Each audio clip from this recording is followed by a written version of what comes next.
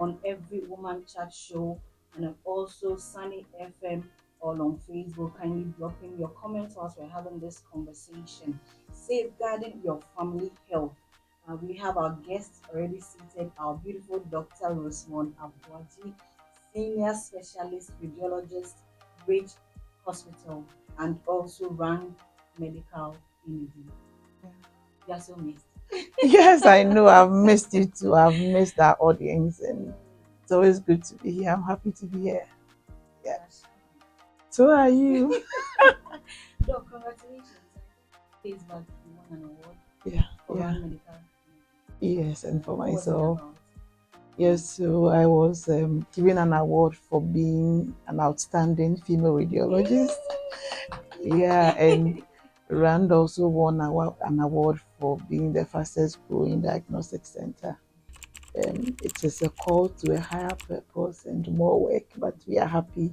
We thank God and we thank our patients and our clients for bringing us this far.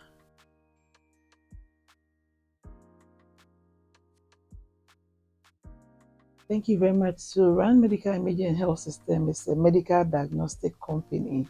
We have started in Kaswa, but we have the aim of spreading everywhere in Ghana and beyond. And our mandate really is to bring diagnostic services to the underserved.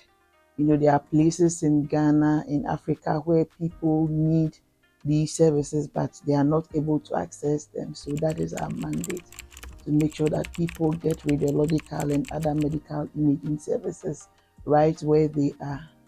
It is an essential need.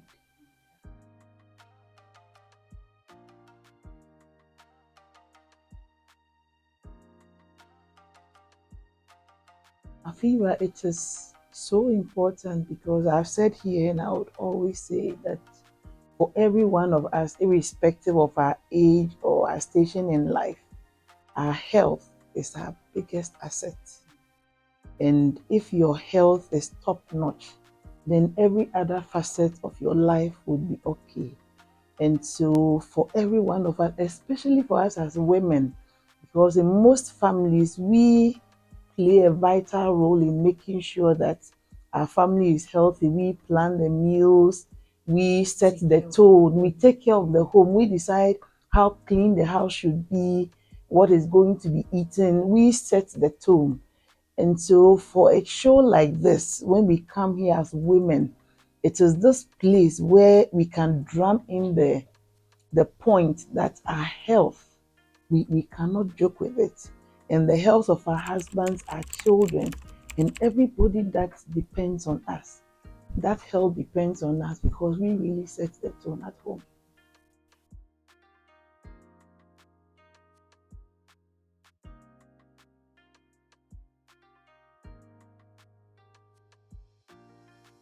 Well, so there are lots of very basic things that we can do. And the point is that we don't need to do all of these things ourselves, but we need to make sure that they are done at our home. So the first thing is cleanliness, and your home has to be clean. Where you eat, where you sleep, where the children are living, the surfaces, the floor, it should not be littered with rubbish. It should generally be clean. And we would always say that cleanliness is next to godliness. And when you are in a clean environment, the chances that you would fall sick are very little. So the home should be clean. And like I said, you don't need to do it by yourself. You can have somebody who does the cleaning for you, but establish a cleaning routine and decide that this is a standard for your home. The house has to be clean, the bins have to be covered, the rubbish has to be taken out. Yes, regularly you change toothbrush. For a lot of us, one of the things you don't change often is the sponge and the towel. The sponge we use in the kitchen, it's one of the most contaminated articles at home. And so you need to be very conscious about the cleanliness in your home, the bathrooms. There are some places in your house that you don't see often, but it is so important that it is cleaned. And sometimes you actually need to have a timetable about all the places in your house that has to be cleaned. There are places that are to be cleaned daily, places to be cleaned weekly. There are some places you need to maybe do it once a month. There are some things that you can do maybe even once a year. So there should be a routine. You should be able to tell how often things should. Some people, our curtains have been hanging in our halls for like a whole year, and there's so much dust. And the next time you need to pick something from behind the curtain, then the dust is all over the place. And if you have a child who is asthmatic or who has allergies, for the next 3 days, you realize that you are in trouble. And so, keeping our house clean, we cannot overemphasize it. The next thing when it comes to our health is the food we eat. I mean, there's no way you can talk about health without talking about food. And so we need to ensure that we are serving our families healthy, balanced diets, a lot of fruits, a lot. It's so I'm happy that Ghana fruits are cheap. It's everywhere. Yes, Afiba, it is cheap. Have you recently asked the price of multivite? You live in a rich neighborhood, then you are a rich auntie. No, really, comparatively, fruits are cheap. Fruits and vegetables in Ghana, they are relatively cheap. I mean, I've lived elsewhere and I know they are cheap. So we need to have a lot of fruits and vegetables in our diet, whole grains, and then limit processed food. I'm currently reading a book by Robin Sharma, and he said something. The title of the book is "The World Money Cannot Buy." And he said something I found so profound, and it's become my guiding principle. He says that if it does not grow on a tree, grow on from the ground, or has a mama, I'm not eating it. Yes. So anything that is not hanging on a tree, growing from the soil, or has a mother. So, for example, a bottle of Coke, it doesn't have a mother, it doesn't grow on it. So if you live by that mantra, automatically you cut out a lot of the things that you don't need. And if at any point in time you are not sure the right option, remember this. Does it grow on a tree? Does it grow from the soil? Or does it have a mother? If the answer is no, then probably you should not eat it. Yes. Physical activity. For a lot of us, because of the kind of lifestyle we live, the work we do, and you live maybe 2 hours from your workplace, you have to leave home early to drive to get to work. And so we have very little physical activity. So we need to find ways to incorporate some physical activity into our daily routine. So maybe you sat in the office 2 hours, 3 hours behind the screen. Instead of sending your PA or somebody to grab something for you from the junction, why don't you just take a walk, 15 minutes walk, go grab your lunch, get some fresh air in the process. If you can't exercise all through the week, at least on Saturday or Sunday, wake up an hour earlier than your household and then take a walk. It is even better when you do it as a family. Yes, it is even better. Sometimes it is difficult to round everybody up. Sometimes when I see my last girl, the way she's on the bed, what changing gear, the way she's lying down, there's no way I can get her to go for a walk. So sometimes you go by yourself. But if it's like Sunday evening after church, everybody is home, a family walk, do it together.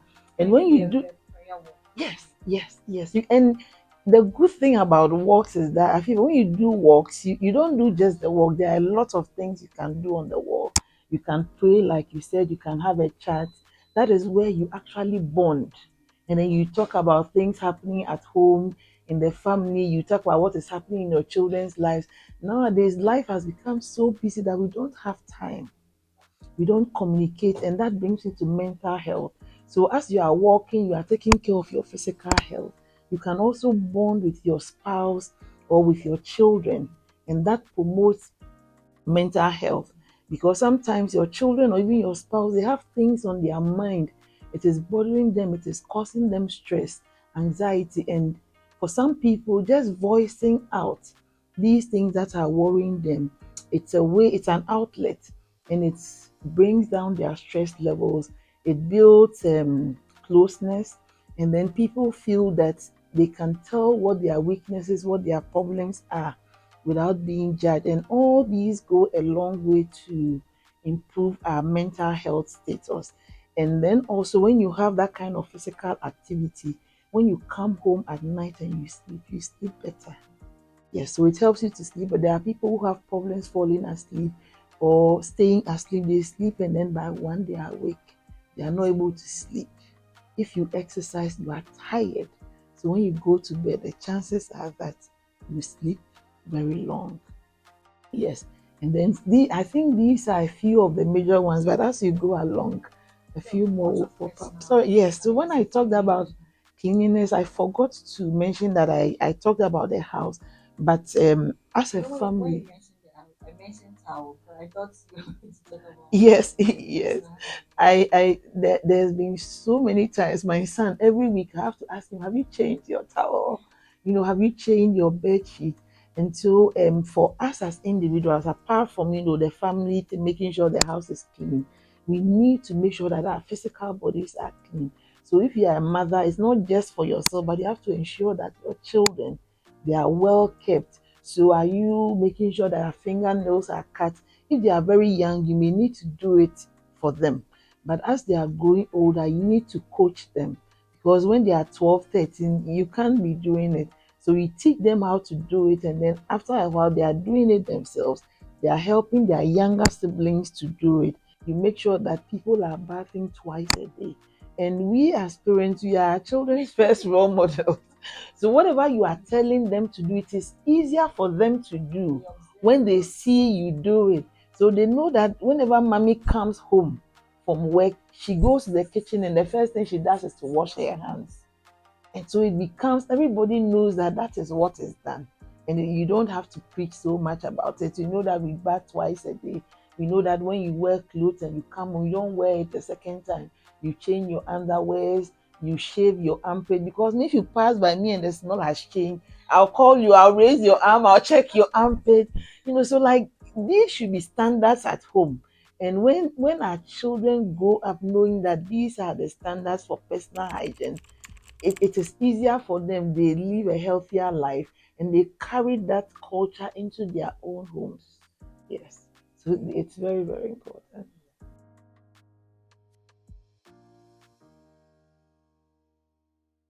Thank you very much. So commonly, one of the major things are infections and infestations. So in our environment, everywhere really, common cold, upper respiratory tract infections, they are very, very common. So it is something that we should really watch out for, especially for younger children. When you have children who are less than 5, a lot of the time, every week or the other, they come home with the common cold.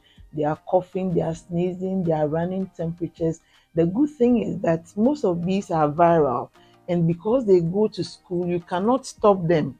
But what we can do as parents is that if your child is having a respiratory tract infection, then maybe it will be better to keep them at home. Now, because of the internet, I think that we can encourage schools to have that avenue where when a child is sick with something infectious, they don't need to come to school, but they can be home and still have access to the lessons that are being taught. So that when your child has something that is contagious, they can stay home and not go to school and then go and spread the infection for half of their classmates. Okay, so and then also things like malaria, it's very common in our environment, diarrhea disease, cholera. These are things you should guard against. So the personal hygiene we'll talk about. So for the upper respiratory tract infections, hand washing, it's one of the best ways to prevent these kinds of infection. Then respiratory etiquette. You teach your children that if they have to sneeze or cough, they should do it into a tissue, preferably the disposable one. Immediately you are done, you dispose of it and then you wash your hands. If you do not have access to water and soap, you use sanitizer, Sanitizer. one that is equivalent or very good, a high alcohol content. If you don't have access to a tissue, then you cough or sneeze into your elbow, not into your palm, because then your palm will touch doorknobs, it will touch fridge handles, remote. So there are things in our home that we should be disinfecting very regularly. Surfaces like dining tables, the kitchen counter, the doorknobs, the light switches, the remotes, the fridge handles, all these places where everybody touches, the car keys, they should be disinfected on a regular basis. And when somebody is sick at home, Sometimes, especially if it is an adult, when it's a child, it can be a bit difficult. But when a person is old enough to be isolated, you make sure that the person is separate from the rest of the family so that he or she does not spread the infection to the other people in the family. So that's a little on infectious disease. When it comes to chronic conditions, we are talking about diabetes, we are talking about hypertension, obesity, heart related conditions. And all these are directly linked to our lifestyle, i.e., our food and our physical activity levels. And these are real health threats the world over, including Ghana. And so, in talking about health, we have to really watch these chronic conditions. And if for nothing at all, you should really be concerned about your health because of these long term chronic conditions, and everybody is at risk. Everybody is at risk. Sometimes we worry about environmental pollutants. So you may be living in a place where there's a lot of air pollution, or sometimes just the environment generally is very dirty. So if you are in a place like that, if it's not your own house, you are lucky, you can decide to relocate. But if it is your home, then you may need to come together with people in your community to organize regular cleaning activities and clean your neighborhood. If there is somebody who is burning rubbish or doing anything that is polluting that environment, you should be able to report them to the local authorities so that that thing is put in check. There are people who check these things, the Environmental Protection Agency.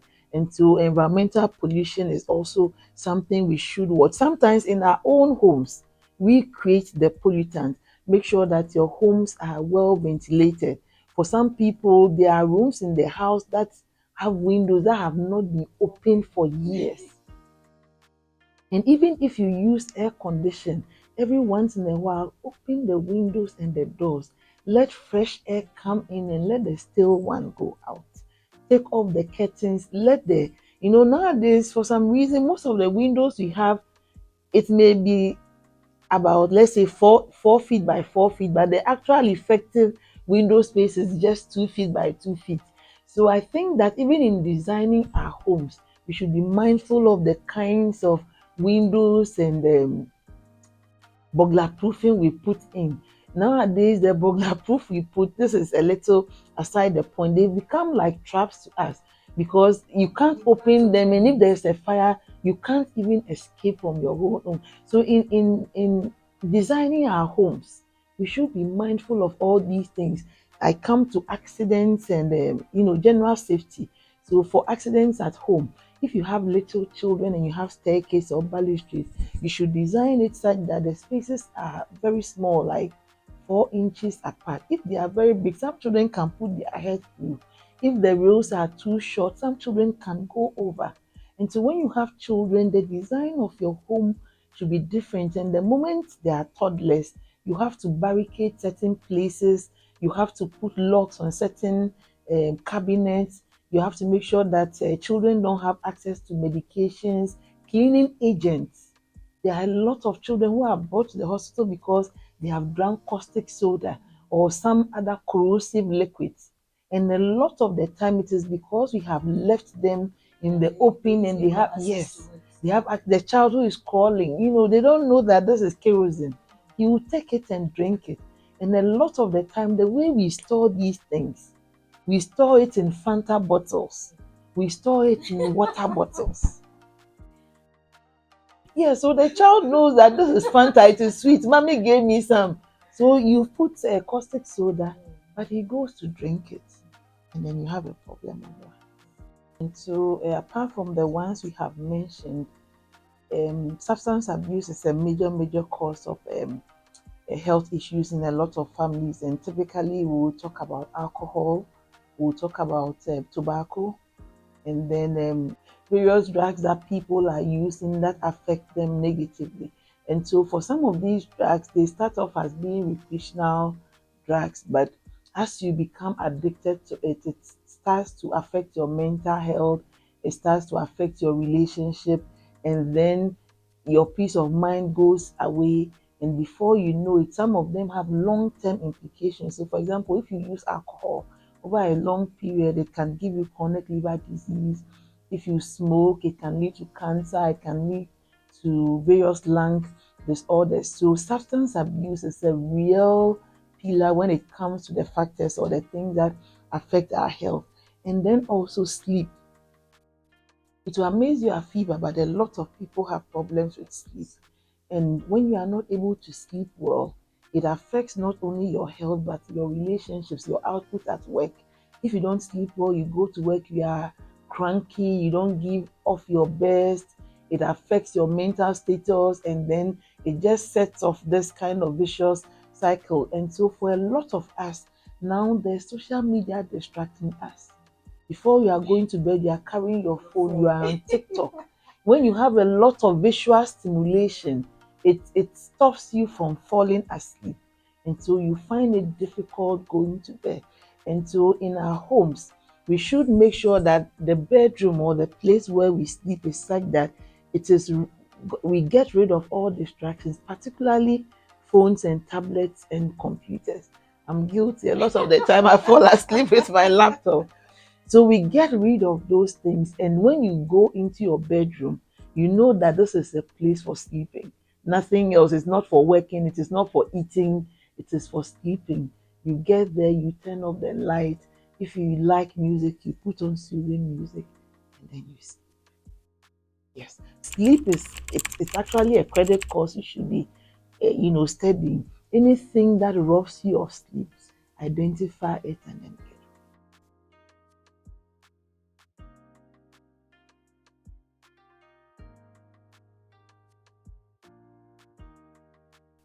Thank you very much, Afiba. So, in managing stress, there are different facets to it. One of the best ways to manage stress is to have a routine, have a time for work, have a time that is set aside for relaxation, have a time set aside for sleeping, have a time set aside to have family time or what we call face time. Nowadays a lot of us spend more time on the screen. We don't have face time like the way I'm sitting looking at your face talking. And so we need to have that routine where you know that from this time to this time I'm working. When it is 6 or 7 and I come home, that is the phones down, family time, we are coming to eat. When we are eating, there is no phone. You have that routine that between 7 to 8 every evening, it is supper time, it is time to talk. We look at each other, we don't look at the screen. There's a time for relaxation, there's a time to go to bed. And if you have these routines set in place for you, your life becomes a bit more organized. So you are not panicky all the time. You know that when it is time for this, I do this. When it is time for that, I do that. And then physical activity. For me, whenever I walk, it relaxes me. People would think that when you walk, you should be tired. But when I walk, I declutter my mind. I try to not think about all the 101 things that I have to do. When I come back, I will get to it. But it is time to walk. It is time to talk to God. It is time to talk to myself. The relationship with yourself is one of the most important relationships. And so when you are alone, sometimes you just need to be alone with yourself and then plan your day. And then priorities. You need to prioritize. And so for a lot of us, we have a lot on our plate. And I think that one of the most liberating things personally that I learned this year, I was reading Eat That Frog. It's a very amazing book. If you haven't read it, I think that I encourage people to read it. And one of the things I learned is that we can never ever do all the things on our list. You can't. And so you need to prioritize. A lot of the time, there will be 3 or 4 or 5 things that you do that would give you 80% of the results that you desire. And so you prioritize and put those top 3 or 4 things ahead. And then you do those ones. The other activities that will give you 20% of your results that you cannot do, don't worry about it. If you're able to meet your major targets and you have enough time, you come to the tasks that are of less priority. Alternatively, you can let other people do those things for you. There are things that you don't necessarily need to do yourself. And so prioritize, do the things that only you can do. Sometimes when you are raising children, as they are growing older, they start to assume more responsibility. So train your children to start doing some of the things for you so that you have more time. And then that brings me to family involvement. Sometimes, when not just sometimes, when you have social interactions, it helps to bring down stress. So, as a family, we've talked about walking, you can walk together. There are a lot of games that you can do as a family. Yes, so plan activities, family activities that involve, movement. Like you can do dancing competition. It doesn't have to be a party before. You are doing musical chairs. You can do charades, and then sometimes you can have pick and act. Any activity that involves you moving, not just sitting down and watching a movie. Watching a movie is okay, but when you do these other physical activities, you get to interact, and then you have physical activity as well. So you kind of kill two birds with one stone. And for me, I have been practicing and it really helps me to bond with my kids. So if you are not doing it, please, I encourage you to do family activities that would increase your activity level and bonding. And thank you very much, Emmanuel, for that question. The first thing that you need to recognize, and once you understand that, it makes the rest easy, is to recognize that sleep is very important. I mean, for every one of us, that is how nature designed it. You wake up in the morning, you go out there, you do a whole lot. At some time within the 24 hours, you need to stop everything you are doing and then sleep. And then when you wake up, you are refreshed. There are some cultures, I hear that in China, there's a compulsory siesta hour. In the middle of the day, everybody goes to sleep. And when you wake up, you realize that your productivity has gone.